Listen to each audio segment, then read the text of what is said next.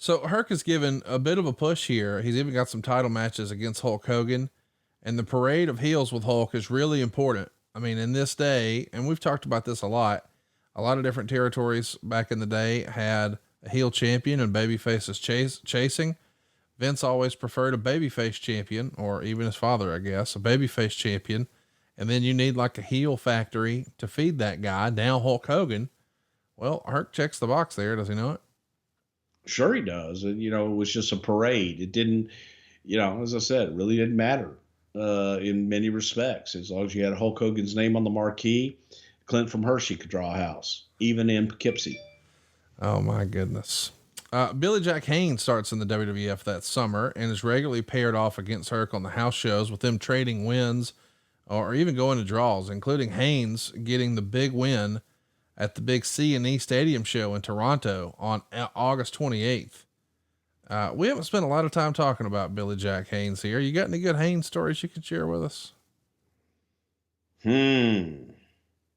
Not really. I wasn't around, Billy Jack all that much. He came through, a few times in either Mid-South or just through Dallas and came to us. And I worked with him a little bit in WWE, but just wasn't around him a whole lot. Well, the rumor and innuendo is that, Billy Jack may have been a little crazy at first. He went up against Hogan on Saturday night's main event on November 15th. That's got 16,000 folks here for a sellout crowd in LA. And it's a pretty memorable. Well, I could have done that, as Bruce said earlier. I mean, they could have put Clint from Hershey on there. It would have sold out, whether it was Saturday night's main event, Sunday night main event, or even Tuesday night main event. Is this one of the high water marks, do you think? I mean, Saturday night's main event, you're on broadcast TV against Hulk Hogan, 16,000 fans in LA. This has got to be a top 5 moment for Herc's career.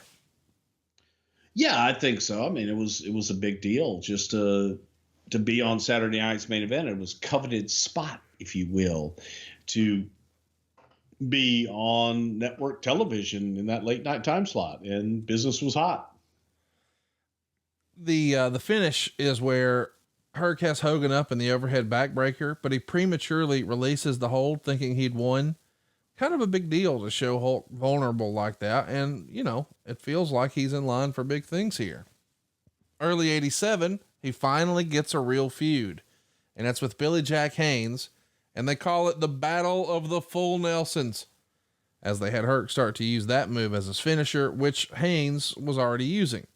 So during this, Herc is given a big win on Saturday night's main event, February 21st, 1987, where he emerges victorious in a 20-man battle royal that also had big time names like Hulk Hogan and Andre the Giant.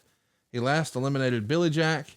And of course you come into the company a little later here in 87, but man, it feels like there's some momentum here. I mean, going up against Hogan on Saturday night's main event, now back winning a battle royal on Saturday night's main event with other huge stars like Hogan and Andre.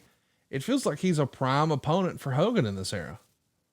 Well, he was working with Hogan in some live events here and there, but it just, at the same time, you're trying to establish him with Bobby, and it's all kind of new. So you want to establish him with Bobby first before you really can dig in, if you will, into that.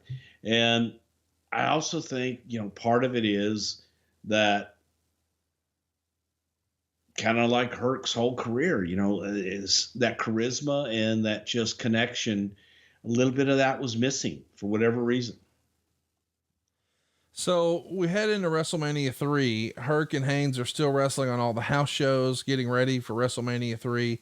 Herc's getting a bunch of matches against Hulk Hogan, including St. Paul, Minnesota, the Nassau Coliseum in Long Island, Omaha, and even the first ever WWF show in Las Vegas on March 21st.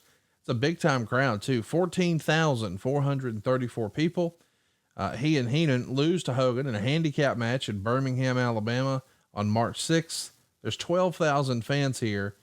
If I had to guess, working with Hogan and some of these big crowds in these big towns, probably the biggest paychecks he'd gotten up to that point. Wouldn't you agree? I would think so. I sure as hell would hope so, by God. That's what you all look forward